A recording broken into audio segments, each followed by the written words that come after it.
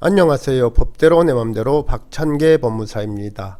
제 영상이 유익하셨다면 구독을 꼭 눌러주세요. 오늘 제목은 경매 입찰가에 0을 더 써버렸어요 입니다. 나 매수씨는 최저 매각 가격이 4억 원인 파주시 송탄동 소재의 한 아파트 경매에 참여하면서 매수 신청 가격 즉 입찰가를 5억 원으로 적어내려고 하다가 실수로 0을 추가하여 50억 원을 적어 입찰하였습니다. 그러면서 매수 보증금으로 4천만 원의 수표를 제출했습니다. 당연히 최고가 매수 신고인이 된, 즉 낙찰자가 된 나 매수씨는 입찰 당시 의도와 달리 실제 매수 신청 가격에 0을 추가하는 실수로 인해 최고가 매수 신고인이 되었다는 사실, 현실적으로 50억 원을 마련할 수 없고 이 아파트가 50억 원의 가치도 없다는 사실을 들어 집행법원에 매각 허가에 대한 이의를 신청했습니다. 그러자 집행법원은 이 신청 사유에 해당하지 않는다는 이유로 나씨의 이 신청을 기각했습니다. 자신이 본래 기재하려고 한 매수 신청 가격보다 높은 가격을 기재하여 최고가 매수 신고인이 되었다는 것을 사유로 한 이 신청은 매각 불허가 사유에 해당하지 않으므로 매각 불허가 결정을 받을 수 없습니다.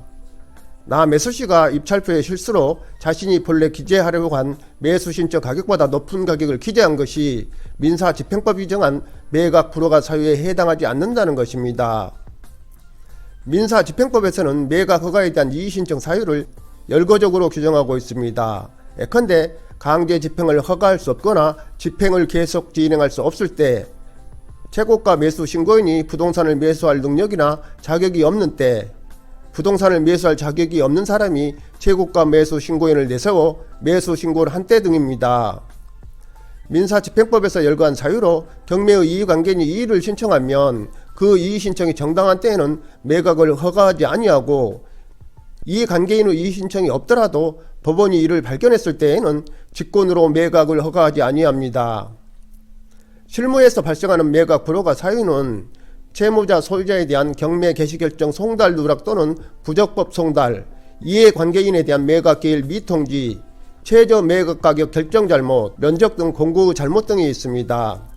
다시 말해 민사집행법에 의한 부동산 경매 절차에서는 민사집행법에서 규정된 사유가 아닌 이상 매각을 불허할 수 없고, 최고가 매수 신고인이 착오로 자신이 본래 기재하려고 한 매수 신청 가격보다 높은 가격을 기재하였다는 사유는 민사집행법 제121조 각호 및 제124조 제1항의 어디에도 해당한다고 볼 수 없으므로 이와 같은 사유로는 매각을 불허할 수 없습니다.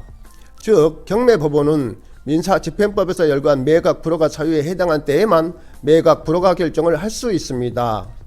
왜냐하면 민사집행법에서 규정한 불허가 사유들이 단순히 매각 불허가의 한 가지 예에 불과하고 이 사유에 해당하지 않더라도 다른 정당한 사유가 있다면 매각을 불허할 수 있다는 이른바 예시주의의 표현이라고 한다면, 사례와 같은 경우에 법률 행위의 내용의 중요 부분에 착오가 있을 때 의사표시를 취소할 수 있다는 민법 제109조를 유추 적용하여 매각 불허가 결정을 할 수도 있기 때문입니다. 나 매수씨는 아파트 매각대금 50억 원을 도저히 납부할 수 없고, 현실적으로 그 아파트가 50억 원의 가치도 없는데도 매각 불허가 결정을 받지 못하게 되었습니다. 매각 불허가 결정을 받지 못하므로 결국 매각 대금을 납부해야 합니다. 그러나 나씨는 이를 납부하지 않거나 못할 것입니다. 이로써 이 아파트에 대한 경매는 재매각 절차에 들어가게 되고, 나 매수씨는 매수 보증금으로 이미 납부한 최저 매각 가격의 10%, 즉 4천만 원을 법원으로부터 반환받지 못합니다. 외견상 누가 보아도 매수 신청 가격을 실수로 기재했음이 명백하므로 법원이 매각 불허가 결정을 하는 것이 어쩌면 합리적일 것으로 보이기는 합니다. 그러나 다음과 같이 채무자, 근저당권자, 기타 채권자 등의 이익을 침해할 우려가 있으므로 매각 불허가 결정을 받을 수는 없는 것입니다. 예컨대 5억 원의 채권을 가진 1순위 근저당권자가 있는데 경매 부동산이 4억 원에 매각되었다고 하면 이 근저당권자는 4억 원을 배당받고 나머지 1억 원은 미수 채권으로 남게 됩니다. 그런데 사례에서 매수 보증금 4천만 원은 매각 허가 결정을 받은 매수인이 기일 내에 매각 대금을 지급하지 못하면 매수인에게 반환되지 않고 재매각의 매각 대금과 합쳐져 배당금으로 편입됩니다. 매각 부동산이 재매각 절차에서 4억 원에 매각된다면 이로써 배당금 총액은 4억 4천만 원이 되어 근저당권자는 이를 전액 배당받게 되고 미수 채권은 6천만 원이 됩니다.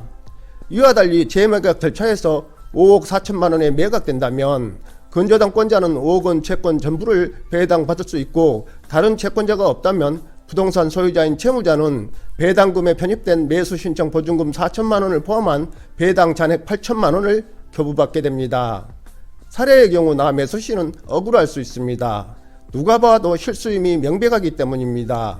그럼에도 법률 규정이 없는 사유로는 매각 불허가 결정을 받을 수 없기 때문에 한순간의 실수로 입찰 보증금 4천만 원을 반환받을 수 없는 손해를 입은 것입니다. 부동산 경매 절차에 참여하고자 하는 사람은 입찰표 작성 시 거듭 확인하고 조심하여 불충의 손해를 입지 않도록 하여야 합니다.